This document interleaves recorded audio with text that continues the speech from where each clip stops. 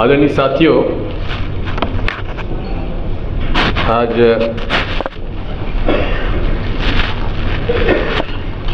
अब्दुल्ला रंजी का मैं आभारी हूँ जो मुझे आप सब लोगों के बीच में आने का मौका दिया। और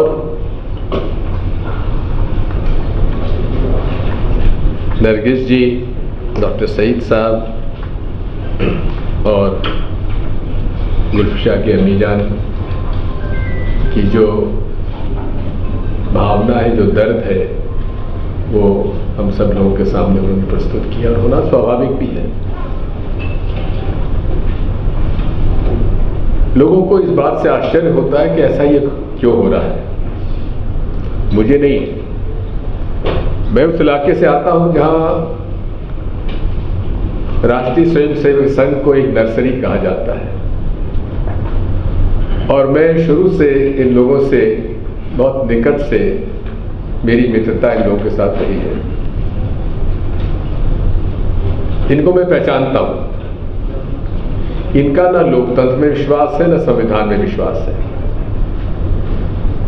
और ये जिस तरह से हिटलर ने यहूदियों को एक टारगेट बना लिया था, इन्होंने शुरू से ही मुसलमानों को टारगेट बनाया हुआ है। और कोई भी व्यक्ति जो मुसलमानों के पक्ष में अगर बोलता है तो एंटी नेशनल है। ये मानसिकता जो है वो इन सब बातों की जड़ में है और यही हम लोग के सामने खतरा था, है और रहेगा।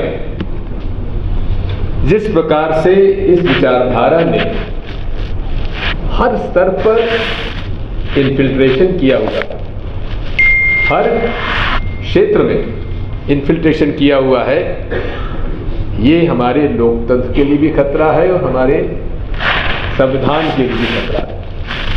इनका मुखौटा जो है वो हर चेहरे पर है। न जाने आप लोगों कितनों को मालूम है, ये राष्ट्रीय स्वयंसेवक संघ एक अनरजिस्टर्ड बॉडी है। इसका कोई पंजीयन नहीं है, इसकी कोई मेंबरशिप नहीं है, इसका कोई अकाउंट नहीं है। कोई पकड़ा जाता है तो कहा जाता है कि हमारे मेंबर ही नहीं है। जब मेंबरशिप ही नहीं तो मेंबर कहां से होगा। इसी प्रकार से नाथूराम गोडसे जब पकड़े गए तो कहा गया वो तो हमारे मेंबर ही नहीं। बात वही है, ये लड़ाई लंबी है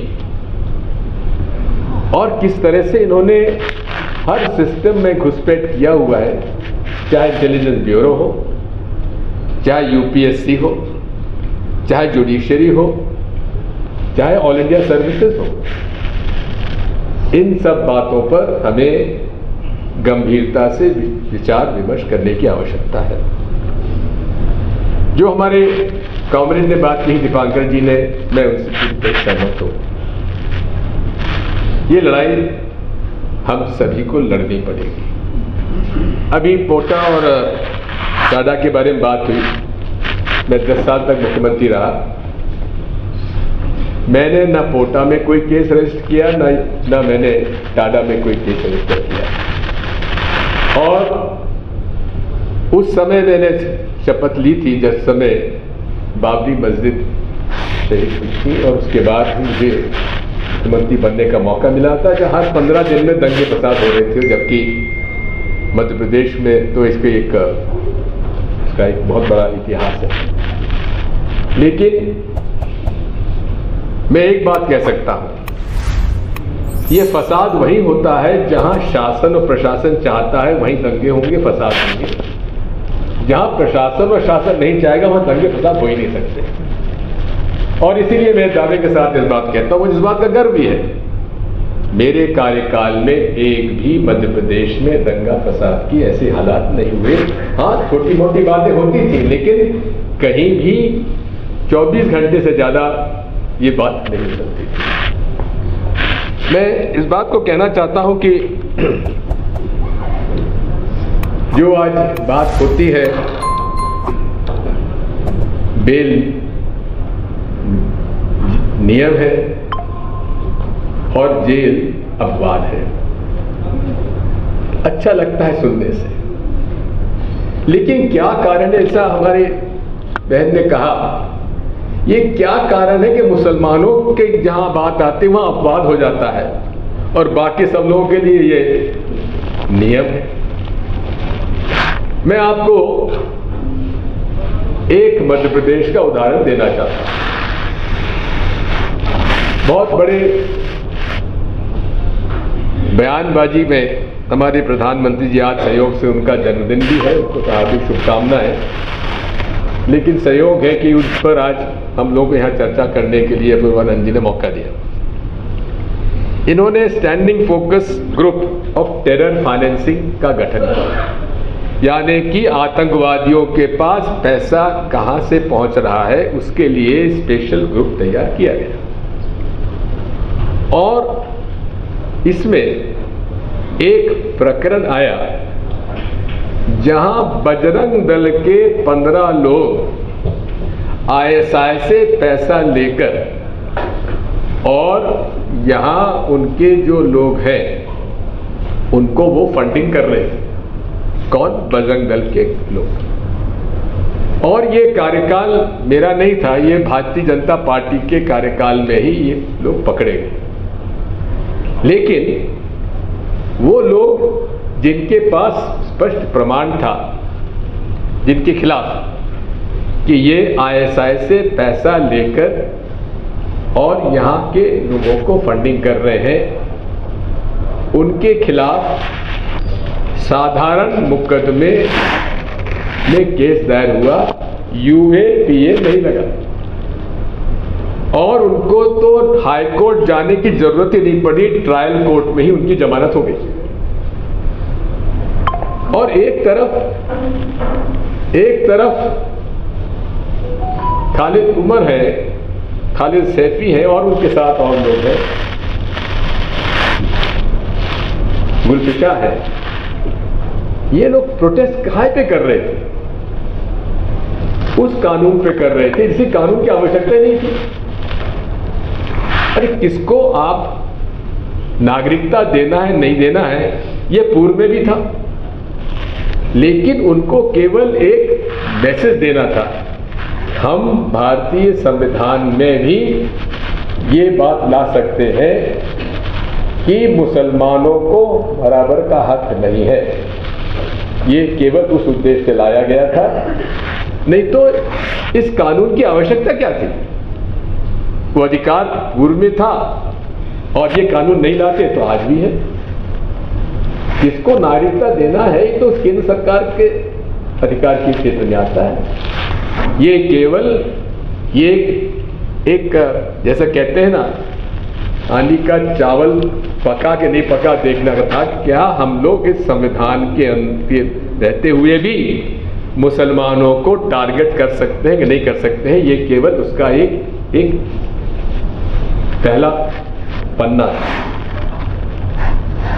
मैं आपसे इतना कहना चाहता हूं, इस मामले में कॉमरेड ने ठीक कहा है कि ये लड़ाई हम सबको लड़नी पड़ेगी और इस लड़ाई लड़ने के लिए जैसा कि सामने हमारे की साहिबान ने कहा कि आखिर ये इतने ड्रैकोनियन लॉज लाने की आवश्यकता क्या है? इस बारे में मैं तो हमेशा से बड़ा लिबरल व्यू का रहा हूं और इसलिए ट्रोल आर्मी का सबसे बड़ा टारगेट भी रहा हूं, उसकी मैं चिंता भी नहीं करता, क्योंकि जितना मैं ट्रोल करता हूं मैं तो अपने आप उसका एक सर्टिफिकेट मानता हूं कि भाई बहुत बड़ी शाबाशी मुझे मिली है, इसलिए मुझे और तेजी से इस बात को करना चाहिए। सुप्रीम कोर्ट ने एक प्रकरण में कैसे इस प्रकार के कम्युनल डिस्टर्बेंसेस को रोकने के लिए गाइडलाइन इशू की आज से कम 6-7 साल पहले, उसका पालन आज कोई राज्य नहीं करता उन सुप्रीम कोर्ट गाइडलाइंस का। मैंने 2017 में मध्य प्रदेश हाई कोर्ट में PIL लगाया कि मध्य प्रदेश में इन सुप्रीम कोर्ट गाइडलाइंस का पालन नहीं हो रहा है, इस पर आप राज्य सरकार को निर्देश दीजिए। 17 से लेकर आज तक उस पर एडजॉर्नमेंट पे एडजॉर्नमेंट हो रहा है। उनकी जो हमारे जो मुद्दे उठाए गए थे उन गाइडलाइंस के बारे में एक का भी जवाब राज्य सरकार ने नहीं दिया है। बात वही है कि आज इस डबल इंजन सरकार की बुलडोजर संस्कृति से लड़ने के लिए हम सब लोगों को एक होना पड़ेगा। ये बुलडोजर केवल लोग घरों पर भी नहीं गिर रहा है, चल रहा है, लेकिन उनके परिवारों पर भी चल रहा है। अभी छतरपुर में घटना हुई, ठीक है, उसकी गलती इतनी थी कि उसके पास जमीन तो उसकी थी, मकान का उसने नगर पालिका से इजाजत नहीं ली, लेकिन गाड़ी रखने की भी इजाजत भी नगर पालिका से लेना जरूरत है क्या? सरकार देने की जरूरत है क्या? बात वही है। आज इस देश में राष्ट्रीय स्वयंसेवक संघ और नरेंद्र मोदी जी की भाजपा ने भारतीय संविधान का पालन न करते हुए छोड़ने का उनका एक मिजाज है, उनकी एक पॉलिटिकल स्ट्रैटेजी है, राजनीतिक हथियार है। और उस राजनीतिक हथियार के आप सब लोग शिकार हैं जो मेरे यहाँ पर विराजमान है। हम सब लोग आपके साथ हैं और ये तो मैं हमेशा कहता हूँ, हम उनकी इज्जत करते हैं, उन मुसलमानों की इज्जत करते हैं जहाँ हिंदू का विश्वास प्राप्त हो, और जो हिंदू का हम समर्थन करते हैं जिस पर मुसलमान भरोसा करें। आज इस देश की आवश्यकता है। हम इस देश में जब तक, जैसा कि कॉमरेड ने कहा कि सीए की लड़ाई में केवल मुसलमान नहीं थे, हम लोग सब थे, मैं खुद गया था। मध्य प्रदेश में जितने भी धरने हुए मैं अधिकांश में गया था, क्योंकि लड़ाई सबकी है। ये भारतीय संविधान की लड़ाई, ये देश की लड़ाई है। क्या हम इस देश के 16 से 18% लोग को क्या देश निकाला दे सकते हैं? और ये आरएसएस किस तरह से कानाफूसी से ये षड्यंत्र करता है, मैं तो आपको एक उदाहरण देता हूं। इन्होंने पूरे देश में ये एक अफवाह फैलाई हुई है, और आजकल व्हाट्सएप आदि पर तो इसको अफवाह फैलाने का इतना बड़ा हथियार मिल गया, कहा नहीं जा सकता। और उसमें फेसबुक और व्हाट्सएप के जो यहाँ की कंट्री हेड वगैरह है वो खुद इसमें शामिल है। तो इस बात का होता है कि हिंदुओं पर खतरा है, और 2045 तक यदि इसी प्रकार का रहा तो मुसलमान बहुसंख्यक हो जाएंगे और हिंदू अल्पसंख्यक हो जाएंगे। ये बात किसी भी हमारे डेमोग्राफिक के जो साइंटिस्ट है उनसे आप पूछ सकते हैं, ये असंभव है। हमारे इलेक्शन कमीशन के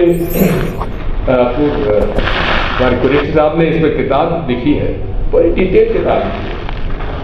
इसलिए ये पूरा षड्यंत्र जो है और पूरी जो एक राजनीतिक साजिश है भारतीय संविधान और भारतीय लोकतंत्र के खिलाफ, इस पर हमें लड़ाई लड़नी है तो सबको मिलकर लड़ना पड़ेगा।